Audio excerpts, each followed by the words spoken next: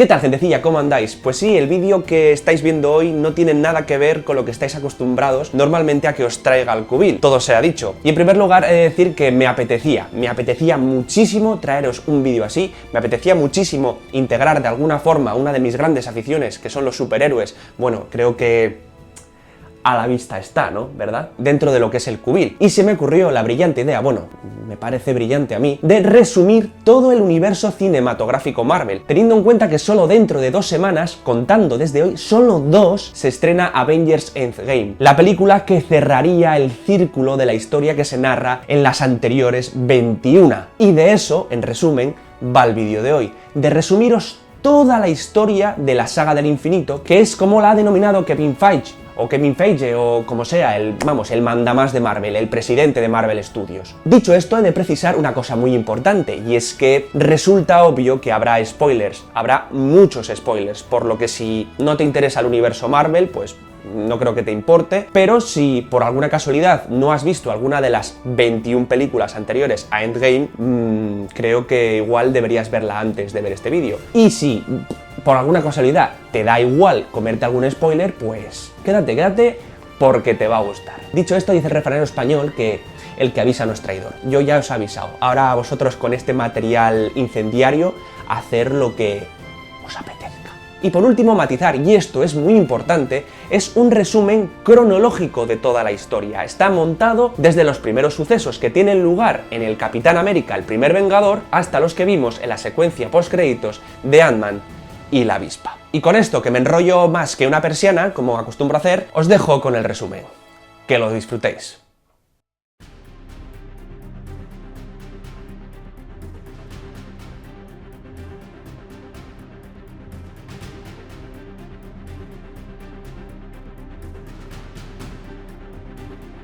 La primera parada de nuestro viaje a través del denso UCM nos lleva a Capitán América, el primer Vengador, película estrenada en 2011 y con la que empezaría la historia de la conocida como Saga del Infinito. Pese a ser la quinta cinta de este universo, sus hechos tienen lugar entre 1942 y 1945, es decir, durante la Segunda Guerra Mundial. En ella conocimos por primera vez a Steve Rogers, transformado gracias al suero de supersoldado en el Capitán América. En esta película, el Cap y su equipo, incluido su amigo Bucky Barnes, que aparentemente fallece en acto de servicio, se enfrentarían al ejército nazi y a la división secreta dirigida por la tenebrosa organización Hydra, la cual había encontrado durante la ocupación de Noruega el Tesseracto, receptáculo de una de las gemas del infinito, concretamente la gema del espacio. En una icónica batalla final entre el capitán y su archienemigo Red Skull, este, viéndose vencido, intentó usar el poder del cubo cósmico, algo que generó una grieta en el espacio-tiempo que lo teletransportaría al planeta Vormir. Tras esto, el Tesseracto fundió el suelo de la aeronave donde viajaban ambos, cayendo al océano, avión que poco después, con el Capitán América a bordo, se estrellaría en el Ártico, dejando a nuestro protagonista congelado durante más de 70 años.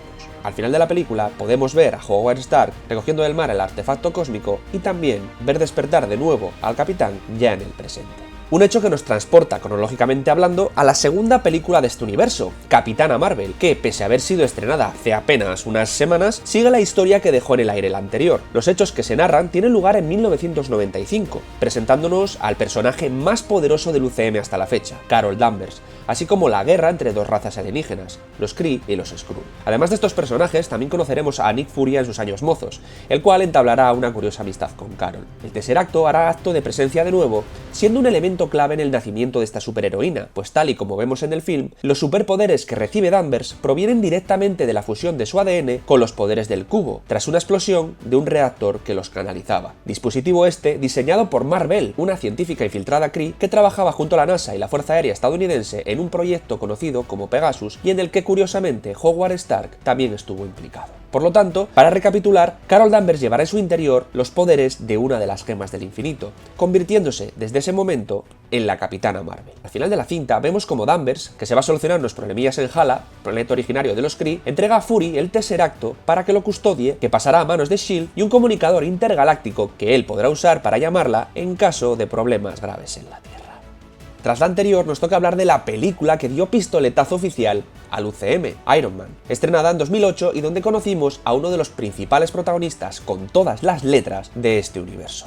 Tony Stark. Ambientada en 2010, se nos presenta a Tony como un inteligente, carismático, excéntrico y sobre todo egocéntrico multimillonario propietario de Industrias Stark, empresa con la que consiguió amasar una imponente fortuna gracias al diseño, fabricación y venta de armas, hecho al que renuncia tras haber sido secuestrado y comprobar la devastación y daño que provocaban sus propias creaciones. Es durante este traumático episodio en el que sale gravemente herido cuando Tony fabrica la primera versión de su traje, el Mark I, y donde le veremos en acción combatiendo a sus enemigos por primera vez con su inconfundible armadura. Es en esta peli también cuando conoceremos al agente de S.H.I.E.L.D. Phil Coulson, a la carismática secretaria de Tony, Pepper Potts, a la inteligencia artificial Jarvis y a su gran amigo, el general James Rhodes, que como comprobaremos más adelante, también jugarán un papel relevante en el enorme tablero del UCM. Es en la escena postcréditos de esta película cuando se ve a un Nick Furia mucho más mayor, ya con su inconfundible parche, hablarle ya como director de S.H.I.E.L.D. por primera vez al propio Tony de la conocida como Iniciativa Vengadores. Pocos meses después de aterrizar Iron Man en los cines, se estrenó El Increíble Hulk, un film que, si bien pertenece a este universo, ha pasado bastante inadvertido dentro del mismo. Ambientada en 2011, en ella se nos presenta al Dr. Bruce Banner, que tras su exposición accidental a los rayos gamma durante la detonación de una bomba experimental que pretendía retomar el proyecto de supersoldados que pudimos ver en Capitán América, se transformaría físicamente en Hulk, un gigante verde con poderes físicos brutales si era sometido a un gran estrés emocional. Tras conseguir dejar de ser perseguido por el general Thaddeus Ross después de vencer a su archienemigo Abominación, Banner huye a un lugar indeterminado para evitar causar más daño a sus seres queridos y donde aprenderá a controlar sus transformaciones. Es en la escena postcréditos de esta película cuando volvemos a ver a Tony Stark hablando con el propio general Ross, explicándole su interés por Hulk, ya que literalmente está reuniendo un equipo en clara alusión a los Vengadores.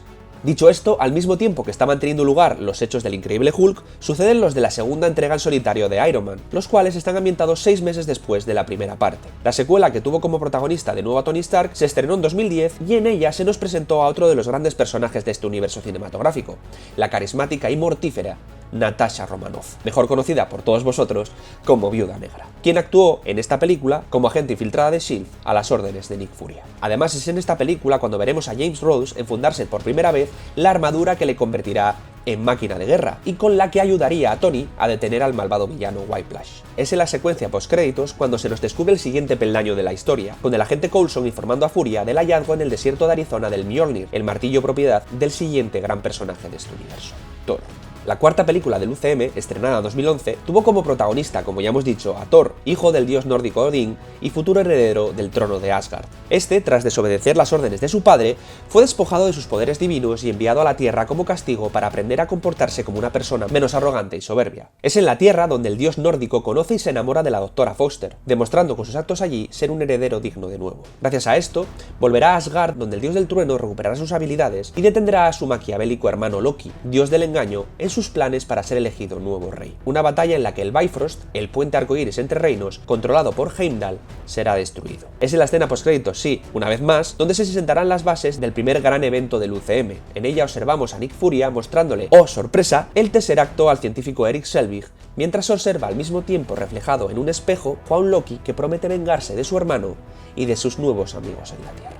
Escena que sin duda sirve de introducción perfecta para la primera película conjunta de todos los superhéroes que habíamos conocido hasta la fecha, Los Vengadores. El sexto título del UCM, que se estrenó en 2012 y que estuvo ambientado en esta misma fecha, reunió en pantalla a Iron Man, Hulk, Viuda Negra, Thor, Capitán América y a Clint Barton, más conocido como Ojo de Halcón, y que ya había hecho un pequeño cameo en Thor. En ella, Loki robaría el Tesseracto de la base secreta de S.H.I.E.L.D. gracias al poder de un cetro regalado por Thanos que contenía la Gema de la Mente, otra de las gemas del infinito, y a través del cual controlaría el pensamiento de algunos personajes como el propio científico Erik Selvig y el propio Ojo de Halcón. Con el poder de la Gema del Espacio dentro del Tesseracto, Loki abrirá un agujero de gusano por el que los Chitauri, una raza alienígena cuyo frente estaba también el propio Thanos, invadirá Nueva York. Invasión que será frenada por el equipo de superhéroes tras una heroica acción suicida final de Iron Man, que conseguiría lanzar una cabeza nuclear a través del portal abierto contra la nave nodriza Chitauri, destruyéndola y acabando de esta forma con el ataque sobre la Tierra. Tras esto, Loki sería llevado de nuevo por Thor a Asgard y el cetro puesto a buen recaudo por los Vengadores. Es en la escena postcréditos de esta peli cuando veremos por primera vez de forma física al máximo enemigo del universo cinematográfico Marvel hasta la fecha, Thanos, prometiendo revancha por su derrota. Tras esta, llegó ya en 2013 la tercera entrega en solitario de Iron Man 3. Los hechos que tienen lugar en esta película suceden apenas unos meses después de los eventos que vimos en Los Vengadores, unos acontecimientos que, como veríamos, hicieron mella en Tony, que, traumatizado por estar a punto de morir en Nueva York, empezaría a sufrir pesadillas y tener visiones relacionadas con una nueva e inminente amenaza sobre el planeta. Tras vencer de nuevo a sus enemigos, entre los que estaría el Mandarín y el científico Aldrich Killian, Stark ejecutará a través de Jarvis el conocido como Protocolo Cleanslate, con el que destruiría todas sus armaduras con el único fin de dejar de lado a su alter ego Iron Man y dedicar de esta forma mucho más tiempo a Pepper Potts, con la que buscará formar una familia.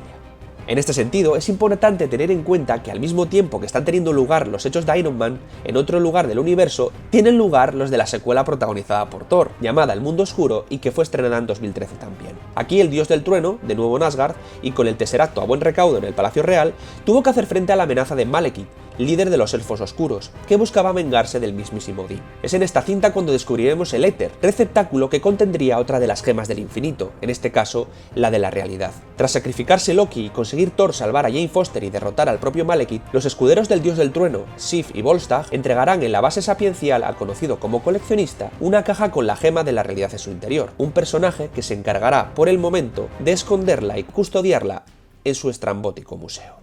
Bien, pues como sucedió en Iron Man 3, unos meses después del ataque a Nueva York, también tienen lugar los acontecimientos de la secuela del Capitán América estrenada en 2014, la cual recibió el nombre de Soldado de Invierno. En esta cinta, que vuelve a tener a Steve Rogers como protagonista, se nos muestra una compleja trama de espionaje desarrollada por Hydra, con la que habría conseguido ramificarse dentro de la propia S.H.I.E.L.D., destruyéndola desde dentro. De hecho, veremos cómo miembros infiltrados de esta organización criminal intentan primero asesinar al capitán y luego al propio Nick Furia, que consigue escapar y ponerse a salvo. Es en este momento de crisis cuando el capitán formará equipo con Viuda Negra y con un nuevo vengador, Sam Wilson, Falcon para los amigos. Juntos descubrirán que el principal enemigo a batir no es otro que Bucky Barnes, antiguo mejor amigo de Rogers, al que se le había dado por muerto y que ahora resurgirá como el temible Winter Soldier. En la película se nos muestra a través de flashbacks cómo este fue capturado por la propia Hydra, quien le borró y manipuló su mente para que ejecutase misiones secretas y atentados en su nombre. Sin embargo, al reencontrarse y enfrentarse con Steve de nuevo en el presente, este huirá al control de la propia Hydra y como fugitivo comenzará a recordar hechos de su pasado que le harán replantearse cuál es su verdadera identidad.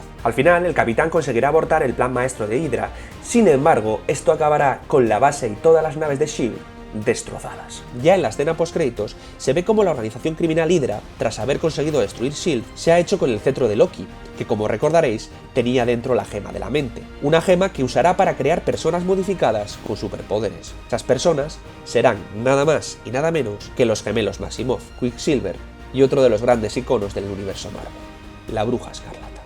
Para finalizar esta primera parte del resumen cronológico, nos tocaría viajar a través del espacio y romper un poco con esos eventos que estaban teniendo lugar en la Tierra. En Guardians of the Galaxy, estrenada en 2014 y ambientada precisamente en ese mismo año, conoceríamos a un nuevo grupo de héroes totalmente diferentes y alejados de lo que ya habíamos conocido hasta ahora. Capitaneados por Peter Quill, más conocido como Star-Lord, se nos presentaría también a la letal Gamora, al bruto pero simpático Drax el Destructor, al impredecible Rocket y al entrañable Groot. Juntos formarían los conocidos como Guardianes de la Galaxia, que se enfrentarían al temible Ronan el Acusador y a su lugarteniente, Nebula, hija de Thanos y hermanastra de la propia Gamora. Es en esta película cuando veríamos por primera vez el Orbe, un poderoso objeto que albergaba en su interior otra gema del infinito, en este caso la del poder. Es aquí también cuando se nos cuenta en boca del coleccionista, personaje que como recordaréis se nos presentó en Thor 2, la historia de la creación de las gemas, su origen y sus poderes tremendamente destructivos, algo que por otra parte ya se había comprobado más que de sobra. Es también durante esta cinta cuando descubriremos por primera vez